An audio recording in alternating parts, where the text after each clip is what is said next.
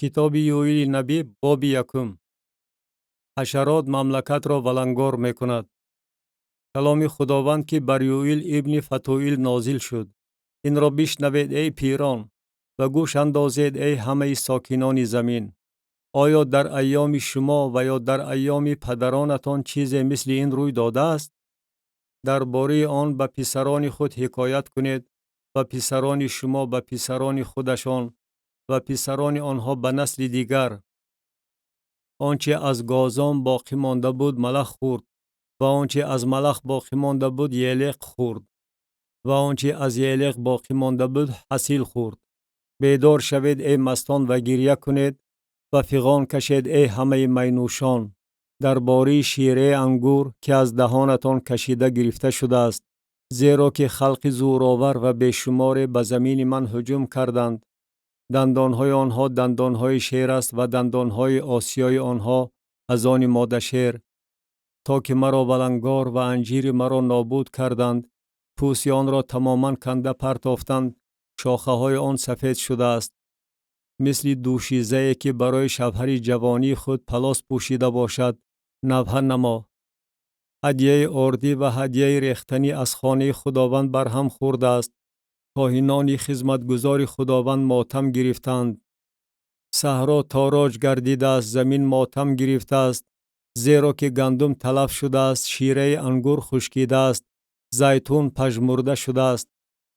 زراعتکاران آشفته گردیدند، تاکداران نفحه کردند درباره گندم و جو، زیرا که حاصل صحرا نابود شده است، تاک خشکیده است و انجیر پژمرده شده است، انار و خرما و سیب همه درختان صحرا خشکیده است، زیرا که شادمانی از بنی آدم غایب گردیده است. پلاس پوشیده گریه کنید ای کاهنان، نوحه نمایید ای خدمتگزاران قربانگاه، آمده در پلاس شب را گذرانید ای خدمتگزاران خدای من، زیرا که هدیه آردی و هدیه ریختنی از خانه خدای شما برهم خورده است. روزه اعلان کنید، مجلس دعوت نمایید، پیران و همه ساکنان این زمین را به خانه خداوند خدای خود جمع آورید و سوی خداوند استغاثه برید. ولنگار شدن مملکت تمثال روز خداوند. وای بر آن روز، زیرا که روز خداوند نزدیک است و مثل تهلکه از جانب قادر خواهد آمد. آیا آذوقه در پیش نظر ما محو نشد و شادی و خرسندی از خانه خدای ما؟ دانه ها در تحت کلوخ ها پوسید، مخزن ها خالی و انبارها خراب گردید، زیرا که گندم نابود شده است. چارپایان چگونه فریاد میزنند و رمه های گاوان چگونه بی‌طاقتی میکنند، زیرا که چراگاه برایشان نیست. رمه های گوسفندان نیز به حال تباه افتادند. سوی تو ای خداوند میخوانم، زیرا که آتش چراگاه ها را سوزانیده است و علنگه همه درختان صحرا را فرو برده است. چارپایان صحرا نیز سوی تو ناله میکنند، زیرا که جویهای آب خشکیده است و آتش چراگاه ها را سوزانیده است. کتاب یوئیل نبی باب دوم. تجاوز دشمنان از شمال. در سیان شاخ نوازید و در کوه مقدس من گلبانگ زنید، تا که همه ساکنان این زمین به لرزه آیند، چون که روز خداوند می آید، زیرا که نزدیک است. روز تاریکی و ظلمات، روز ابر و میغ، مثل شفق صبح که بر کوهها پهن شده باشد. قوم سرشمار و زورآور که مثل آنها از ازل نبود و بعد از آنها تا ابد نخواهد بود. پیش از آنها آتش می سوزاند و بعد از آنها علنگه فرو می برد. پیش از آنها باغ عدن است و بعد از آنها بیابان خرابه و نزد آنها چیزی باقی نمی ماند. نمود آنها مثل نمود اسپان است و آنها مثل سواره ها می تازند. مثل گلدر عرابه ها بر قله کوه ها می رقصند، مثل چرس علنگه آتشی که کاه را می سوزاند، مثل قوم زورآوری که برای جنگ صف کشیده باشند. از دیدار آنها قوم ها به لرزه می آیند، رنگ همه روی ها می پرد، مثل پهلوانان تاخت می آورند، مثل مردان جنگی به حصار می برآیند و هر یک با راه های خود روانه می شوند و جاده های خود را تغییر نمی دهند و یکدیگر را فشار نمی دهند. هر یک با راه خود روانه می شوند و بر نیزه ها می افتند، لیکن آسیبی نمی بینند. به شهر حمله می کنند، به حصار تاخت می آورند، به خانه ها می برآیند، از تیریزه ها مثل دزد داخل می شوند. پیش از آمدنشان زمین به لرزه می آید، آسمان به هیجان می افتد، آفتاب و ماه تیره می شوند و ستارگان درخشانی خود را گم می کنند. و خداوند آواز خود را پیش لشکر خود بلند می کند، زیرا که اردوگاه او بغایت عظیم است، زیرا که اجرا کننده کلام او پر اقتدار است. زیرا که روز خداوند بزرگ و بغایت سهمگین است و کیست که به آن تاب آورده تواند؟ آنهایی که در مملکت باقی ماندند به توبه دعوت کرده می شوند. ولی الحال نیز خداوند می گوید با تمام دل خود با روزه و گریه و نفحه سوی من رجوع نمایید و دلهای خود را چاک کنید و نه لباسهای خود را، و سوی خداوند خدای خود رجوع نمایید، زیرا که او کریم و رحیم، صابر و پر از احسان است و از بدی پشیمان می شود. احتمال دارد که او باز پشیمان شود و پس از آن برکت باقی بگذارد، یعنی هدیه آردی و هدیه ریختنی برای خداوند خدای شما. در سیان شاخ نوازید، روزه اعلان کنید، مجلس دعوت نمایید، قوم را جمع کنید، جماعت را دعوت نمایید، پیران را فراهم آورید، کودکان و شیرمکان را جمع کنید. بگذار داماد از حجره خود و عروس از چمیلیق خود بیرون آید.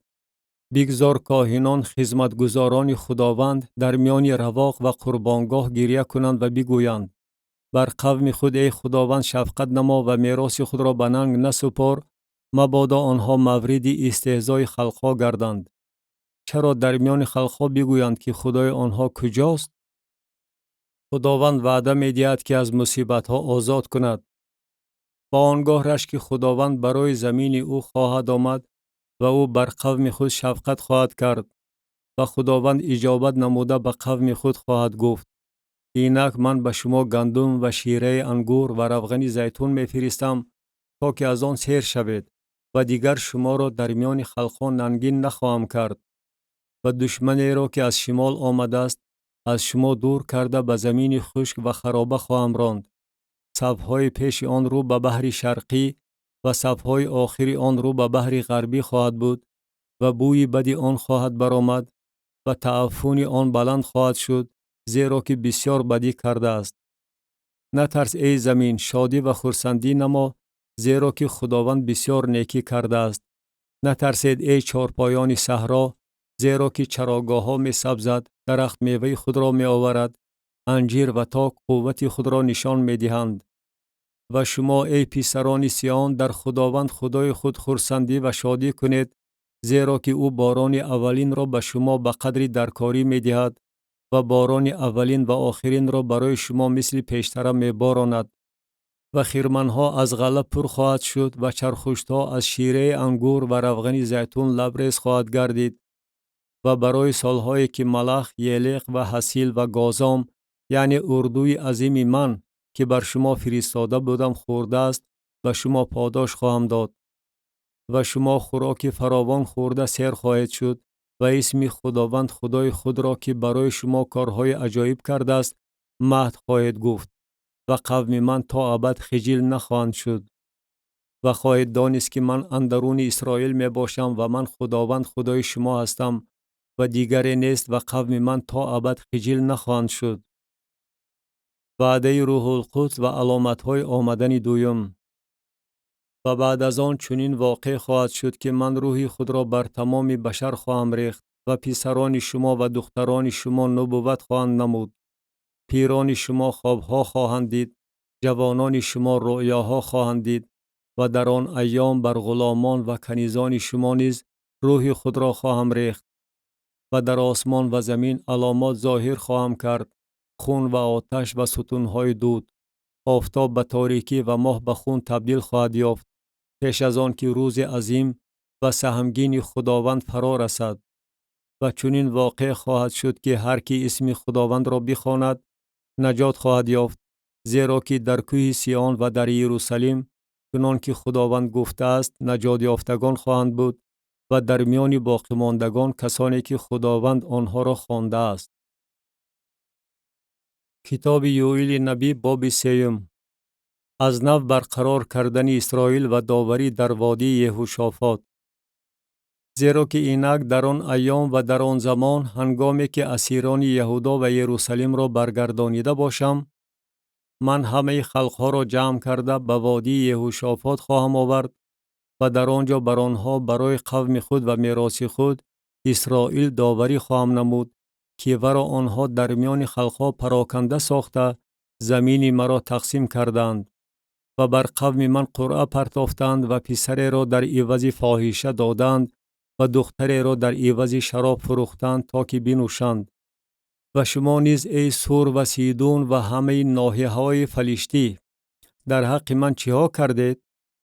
آیا شما می خواهید مرا به جزا مستحق نمایید؟ و اگر شما مرا به جزا مستحق نمایید، من با آسانی و به زودی جزای شما را به سرتان خواهم برگردانید. از بس که شما نقره و طلای مرا گرفتید و بهترین کالای گرانبهای مرا به قصرهای خود درآوردید و پسران یهودا و پسران یروشلیم را به پسران یونانیان فروختید تا که آنها را از حدودشان دور کنید. اینک من آنها را از مکانی که آنها را به آنجا فروختید خواهم برخیزانید و جزای شما را به سرتان خواهم برگردانید و پسران و دختران شما را به دست پسران یهودا خواهم فروخت تا که آنها را به شبائیان و خلق دوردست بفروشند، زیرا که خداوند گفته است این را در میان خلقها اعلان کنید، آماده جنگ شوید، پهلوانان را برخیزانید، بگذار همه مردان جنگی برخاسته نزدیک آیند، پازه های خود را برای شمشیرها و دستکاله های خود را برای نیزه ها بشکنید. بگذار کم قوت گوید من پهلوان هستم، شتاب نمایید و بیایید ای همه خلقهای گرد و اطراف و جمع شوید، پهلوانان خود را ای خداوند به آنجا فرود آور. بگذار خلقها برخاسته به وادی یهوشافات بیایند، زیرا که من در آنجا خواهم نشست تا که بر همه خلقهای گرد و اطراف داوری نمایم. داس را به کار اندازید، زیرا که حاصل رویده است، بیایید پخش کنید، زیرا که انگوردان پر شده است، چرخشتها لبریز گردیده است، زیرا که شرارت آنها عظیم است.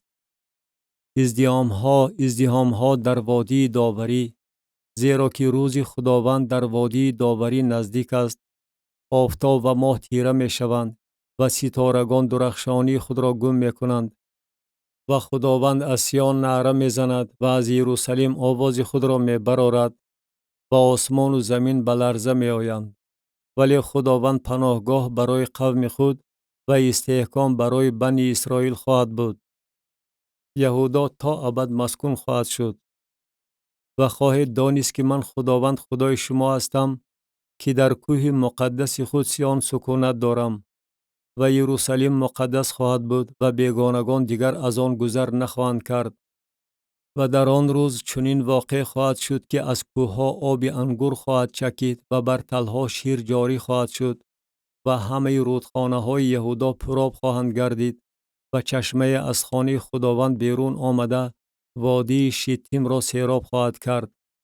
مصر ویرانه خواهد شد و ادوم به بیابان خرابه تبدیل خواهد یافت از باعث ظلمی که در حق بنی یهودا کردند، یعنی خون بیگناهان را در زمین آنها ریختند. ولیکن یهودا تا ابد مسکون خواهد شد و یروشلیم تا ابدالدهر. و من انتقام خون آنها را که هنوز نگرفتم خواهم گرفت و خداوند در سیان سکونت خواهد داشت.